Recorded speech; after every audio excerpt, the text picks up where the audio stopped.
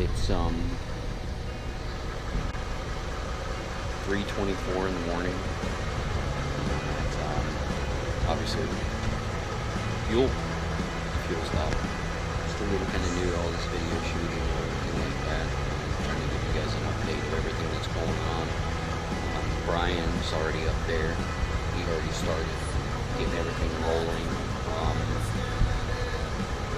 And all the boats set up and whatnot. Just wanted to show everybody this is kind of what we do, you know. Don't have a camp up north yet. Don't have a place to actually call our own, though. I'm blessed. We have a friend that helps us use his camp at any time. Yeah, it's really awesome. So Brian's been up there hanging out with the boys. I did the dad thing, tried to stay home, hang out with my boy who's young, and hang out with my wife, of course. Work. Obviously, everybody's got full-time jobs, and you're blessed to be able to do this for a living. But yeah, so that's kind of where we're at right now. I'm headed up north here in a few minutes after I get some diesel fuel, and more to follow. All right, backing into the water right now. Hope everybody can kind of see what's going on. I just want to see we're kind of getting everything ready, getting in this. Let me adjust this a little bit, give you guys a little bit better view of what's going on here. Just kind of going through my checklist and everything. The boat, getting everything set, launching out of Conneaut, putting the water in, boat in the water about 5:35. Brian's actually got the boat on his truck for once. A little bit different, changing it up a little bit, but yeah, dropping in right now. As you can see, kind of give you a little bit of better visual. Backing the boat in the water. Not that much traffic right now. Don't know the depth or anything like that. I'll kick it back on when we get ready to motor. Waves off the port starboard of the boat as much as possible. That's just too much. Right now, I mean, mark at 44 feet. Brian, what do you think? I mean, these are pretty good rollers. We're in 1 to 3s.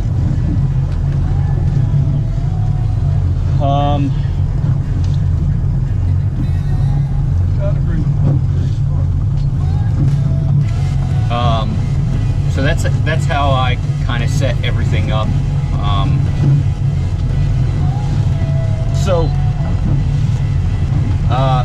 I'll get into the story that I've told, excuse me, several times over. I moved here after retiring from the military, and liked to fish. Lived in the Carolinas for a while, out west for a while on the West Coast, and Brian and I had done a lot of lake stuff together. Small lakes, you know, catfish, largemouth, smallmouth, did some river fishing and whatnot. And you know, I was used to that big water fishing. I like to, I mean, I know some people out there like to catch like trout and eat it, but I'm an ocean fish.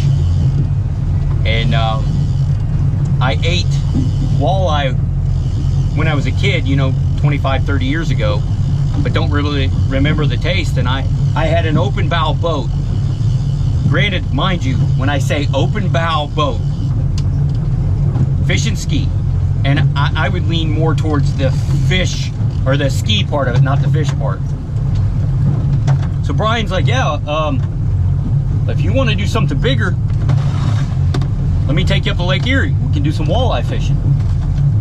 And I remembered it tasted good, and he said, well, it's great eating, it's the best eating freshwater fish you can eat. I'll ride it right up there with, people can argue with me, please. Give us a thumbs up or a thumbs down or a comment below on the video stating, no, you're crazy, or yeah, you're right, walleye's really good eating. But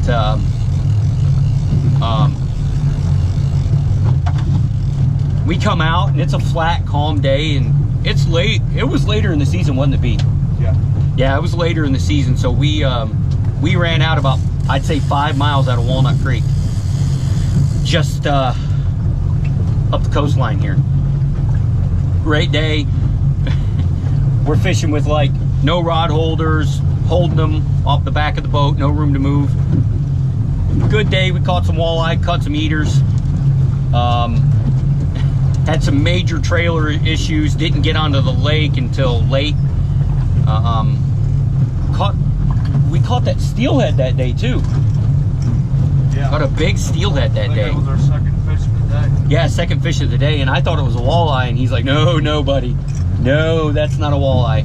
Because walleye, as we know, the ones that do fish walleye, they lay over pretty easy. They're not like doing any kind of like, you know, ocean fishing for you guys that are watching maybe down in Florida and whatnot. They lay over. But, so we fast forward to the second trip. Yeah, not so much. Lake Erie, she raised her miserable head, and how about you, Smucker? We decided that we looked at the waves, and we waited a little while and still tempted fate, went out. I won't get into the whole devil of the details, but almost sunk the boat. We almost had to abandon ship. I mean, I'm not overstating when I say that. And after that weekend, that was it. Sold that boat, drove, and bought Maximum Effort. And 2.5 years into it now, this is our setup. As you can see, this is what we have. Brian and I both served in the military. It kind of gave us a little bit more expansion on what we fished. Brian, now he fished down in Florida, where he was stationed down in Jacksonville, so he did all the shrimp and all the intercoastal fishing, along with some offshore stuff too. But so that's kind of where we expanded. But Brian's from here. Brian is a true Western PA guy.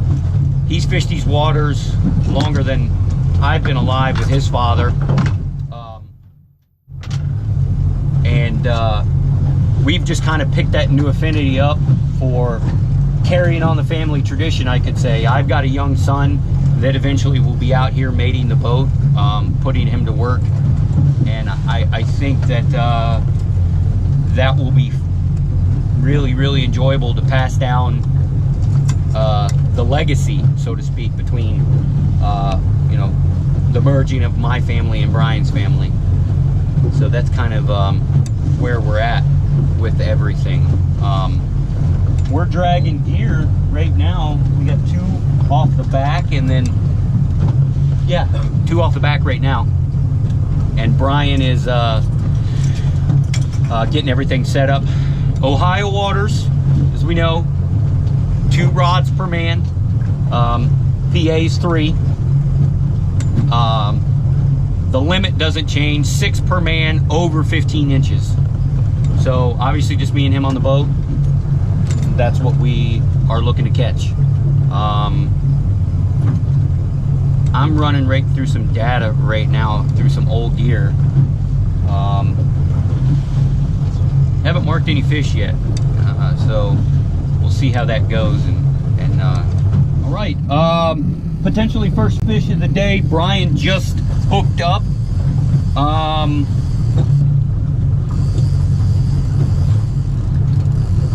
47 foot of water. I gotta get my logbook out.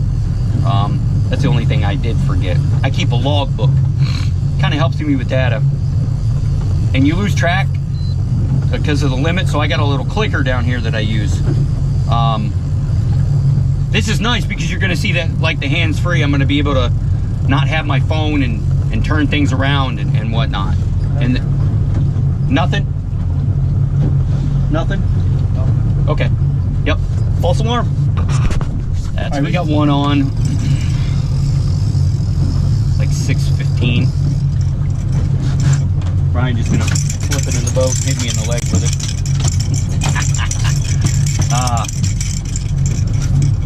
Didn't even net it. Just brought it right into the boat. I'm gonna slide out of the way so you guys can kind of see what's going on back there. let me keep you at 330 and move that down a little bit. There you go, folks. Like I said, this is going to be a little bit, because this is my first time shooting with the GoPro. I try to put it on a wide angle so people could see it. 19. So 19 inches. Perfect eating size. As I said in the last video, it's a great eater.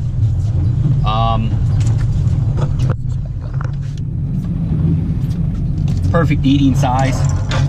So, like, same thing, see? Throat, cut, death well. We'll throw it in there. He'll bleed it out. Personally, I just think it makes better quality meat. Turn that on, please, Captain. Bleed it out 5-10 minutes, unless we get hooked up and then it stays in there. But I mean, it's running lake water over it. So see, I'll click it, and then I save that waypoint, and hopefully rinse and repeat. You know, that's still 47 feet of water. I really don't do, I mean, I listen to gear on the deck. Got it. I don't really follow suit. I mean, but it is what it is. You're inevitably gonna run into other people and doing kind of the similar things, but I kind of do what I do. Brian and I have kind of, I like to talk to my friends and get data from them, but I don't try to radio fish. I feel like you don't learn as much that way. You got to go off your gut. You got to look at the waves. You got to look at everything. You know, that's just kind of how we do it here on the Maximum Effort. We try to use all the same gear. We found a lot of gear that works. It's just, it's not cheap, it's not expensive, but I mean, like the Okuma stuff, we really like it. It's the Okuma counters. This has been a really good rod for us. Had no issues.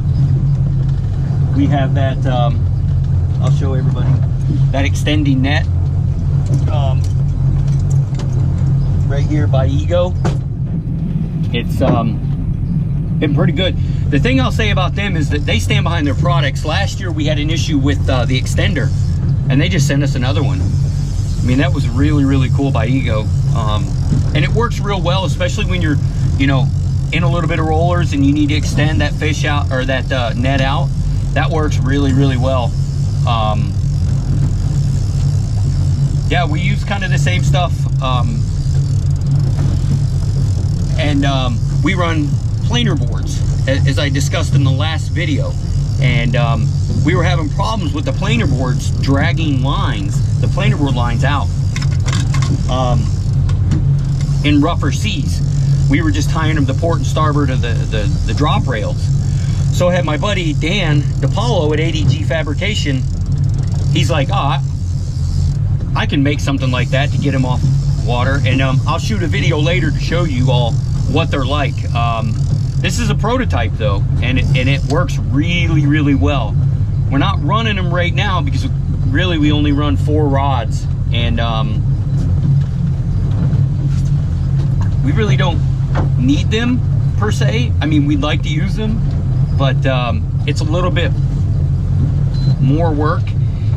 I would say if Brian doesn't mark at 39, if Brian doesn't start really hammering them off the dipsies off the back of the boat, he'll go planer board. Brian will not sit still until he feels like he's given the fish the whole fight.